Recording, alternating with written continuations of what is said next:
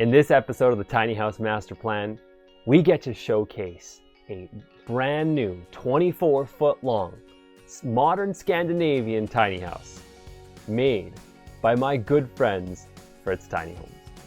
Now, before we jump on over and go and check out the house, I gotta explain why the intro to our regular scheduling, and it's actually because there's some good news, but there's some waiting. So right now, our axles are coming from Timbrin in Ontario, and they're on their way over to southern Alberta, where Oasis Trailers will be designing a whole trailer frame around the axles. So we're super excited for our trailer to arrive so we can start building this house that we're going to be giving away and taking on this massive tour across Canada. So be sure to subscribe if you want to see the journey as we continue to build this house and the tour that we end up going on. Also, if you want to win the house, you got to subscribe anyways. It's one of the two things you got to do. Just check out all the information down below in the links and you'll see all of the infos. Okay, so I got to tell you a little bit about Heather and Kevin of Fritz Tiny Homes. They are phenomenal people and I'm super excited to show off their craftsmanship, the quality of the house that they make. Now, Heather and Kevin, I met them about 1.5 years ago. They came to my tiny house workshop that I had in Edmonton. Now, they are plenty skilled. They didn't need a lot of what I had to say, but they did get lots of tips and they got affirmation to go and start a tiny house business, building tiny homes. So it was a super touching moment for me to have these two people come into the class and share all that they were, and at the end go, we're doing this. And so it's now 1.5 years later, and they've just finished their first gorgeous tiny house. So there you go. There's a bit of the story. I can't wait to show them later in the show as well. So stay tuned for that. They're actually going to be building our stairs inside the Tiny House Master Plan. So, all right, without further ado, let's go ahead and check out their house now that I've updated you. Ready for a tour? Whew, it's a chilly one. All right, guys. Hey. I am so excited to see your house finally. It has been, I saw it when it was at the early stages. Yeah, but now it is gorgeous. Here she is. Thank you. Can we take a tour? Absolutely. So 24 feet long, 8'6" wide. So it's like a small tiny home, right? Like it's on the smaller side of a lot of tiny homes, right? But I think that we've used the space really well. I think that there's two things I was super concerned about. One is making it function big, obviously, and the other one was making it feel big. And so I feel like we've accomplished that quite well. So you make it feel big by, we've kept everything off the walls as best we can. Anything we put up top, we've kind of elongated and made it feel like thin and like long rather than big and clunky. Yeah. Obviously lots of windows. Yeah. And because there's lots of glass and it gets cold here, it's triple pane windows. Nice. We've done fiberglass windows as well because they function a little bit better, a little bit longer, and they have a slightly better efficiency as well. How do you guys get privacy with this fishbowl? With all the windows, yeah, you need a bit of privacy. You might need a little bit of UV protection. So Simone and Ivy set us up with these incredibly simple, easy to use blinds that look really clean. So there's no strings, there's no clicking, latching it, there's no like letting it fly up like an old Donald Duck cartoon. They just, yeah, no, it's like, it's ingenious in its simplicity. I love that kind of design. We have a couch which Simone and Ivy got us in touch with. So really great brand of couches, Van Gogh. They're Canadian made. Now what's cool about them is they have 1 million different styles. They got literally like 3 books full of fabrics. I gotta try it. You can customize all the sizes of them. So all you can do is just say, I want this dimension. So it's perfect for the tiny home world where you gotta maximize everything. Was this fully custom? Funny enough, this is a stock size they have, which is literally exactly what I would have ordered. So had I bought a different style, I would have said, okay, give me this size, right? But you have that flexibility to, whether it's a tiny home or just a regular home, to buy exactly what you need. So we're really happy with that as an option. So we have this kind of neat, just kind of feature, this beautiful ambient backlit LED thing. And this is one of our 2 infrared mirrors, which is doing the bulk of the heating in this house. So, oh, hey, beautiful, hey? Right. So, especially the one in the bathroom, when you walk up to that one, you naturally walk closer to that one, and it's just this beautiful radiant heat coming off. And that's the primary source of heat. Yeah. So we're gonna see what happens with the floor. Right now, the floor is cool because we have no skirting, and that skirting is a really integral part of this. Yeah. But yeah, we've built a really tight building, a really efficient building, and the nice thing about that is you don't need a monstrous heat source if you do things properly that way. Now, Yeah. I wouldn't necessarily recommend this as like, yeah, use this to heat your home, because it's not going to work unless you do everything as part of this package. Yeah. So how many BTUs do these put out? I don't remember the BTUs off the top of my head. There's 600 watt meters. You can do that math. Yeah. So, but what they do is it's radiant heat, so it's like kind of a gentle heat. It heats the objects in the room. Yeah. I love this little partial breakfast bar. Yeah, You know. exactly. And then we wanted it to, obviously, because you want multi-use space, we wanted to double as a workspace. So we have a 3 bank of drawers in here. Behind this beautiful piece of local art, there's a conduit, and I want to run wires in to run wires for a TV. Nice.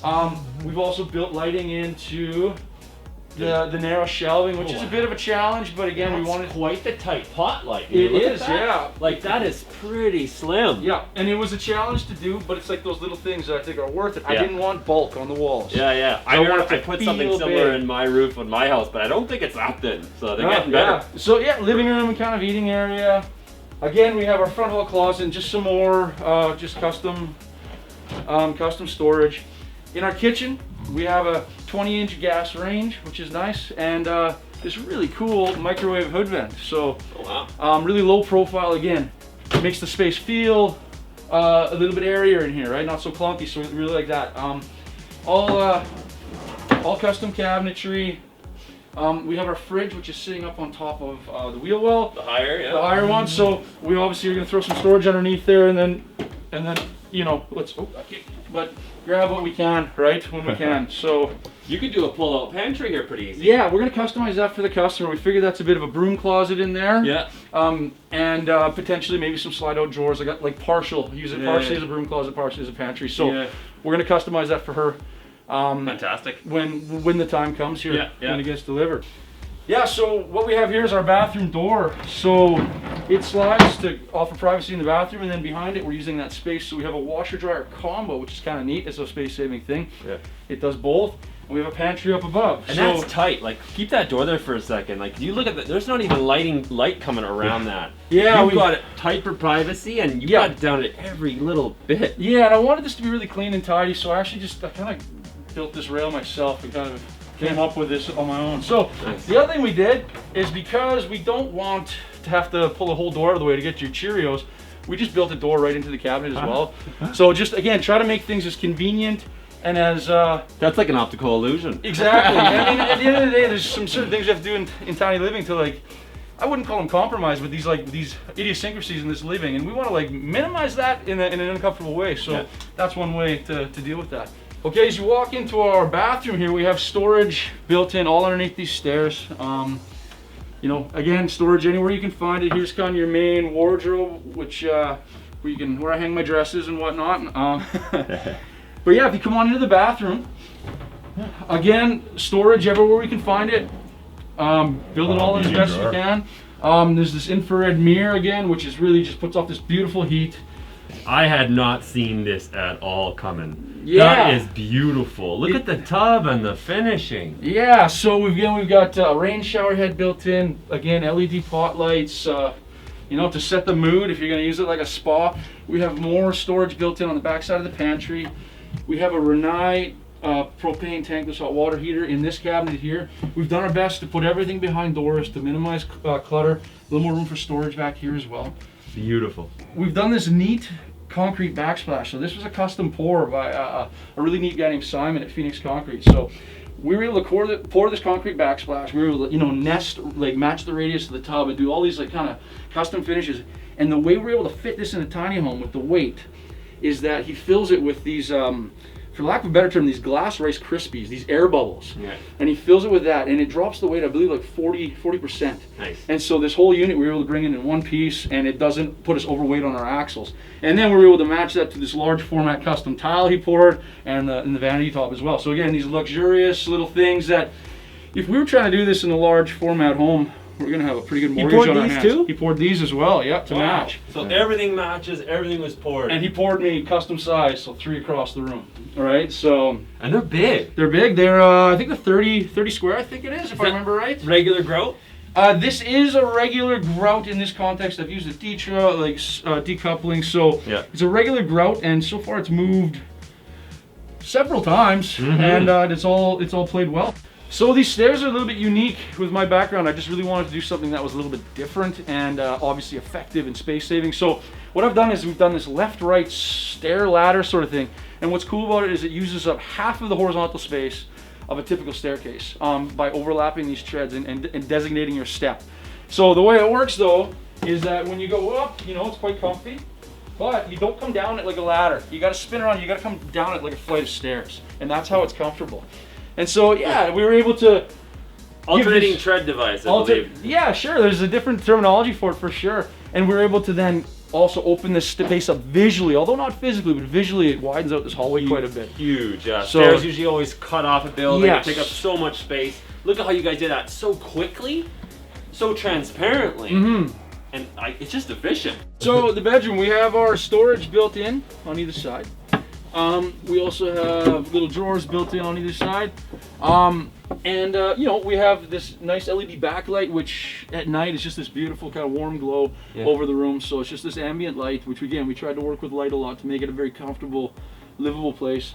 Congrats, man. Thank you. Good job. Well Thanks done. very much. Yeah. It's super exciting actually to see you guys go through this whole process. Yeah, we're excited as well. It's been a blast. It's been a lot of hard work, and we're really pumped with kind of where it's come for us so far. We're excited to see where it goes next. So I actually would love to, there's a progression and timeline here, because I think the audience that's watching this right now, it's awesome to incorporate the stories. What's the story, right? So you guys, we talked about this in our interview we had at my house the one time, but your story of starting in a bust your guys' selves, right? Right. Yeah. We were gonna build a home, and in order to make that happen, we converted this Edmonton City bus. And I'll tell you, it was not as nice as this. Not nearly. But it was wonderful. It was such a fun time for us. We loved that time of living tiny. Yeah. And it kind of inspired us years and years and years later to want to just get involved in this movement. And we had an opportunity to come to your course. That was a year and a half ago, right? It was even less, I bet. It was about that. Yeah, it would have been about that. You bet. About a year and a half ago. And it was like right as we got thinking about this, the timing was just perfect. And we saw this course and like, hey, let's go talk to this guy. And we were able to meet all these people, just these neat people in this movement. And it just, it was 2 weeks later that we decided, like, yeah, let's go for it. For us, I mean, we're fairly new into this movement. There's a lot of people who've been like pounding this for years and years and years.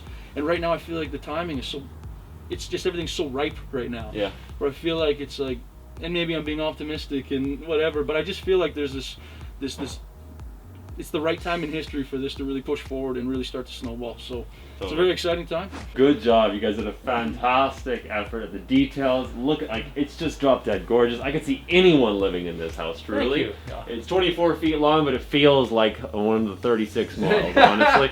The tiny homes are getting bigger, so I got to say power to you for fitting in more with less. Yeah, that's exactly it, right? So no, thank you so much for touring us through your house. I'm looking forward to having an interview with you and Heather and talking about advice for others as they want to get into this. Absolutely. Thanks for coming back, man. That's great.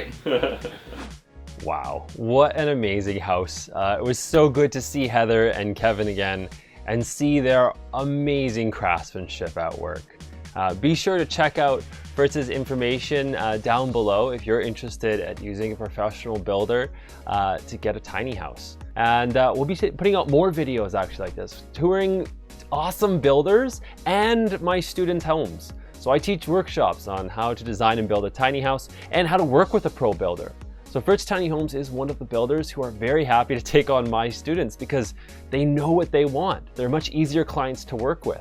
They offer a $500 discount for the graduates of my workshop.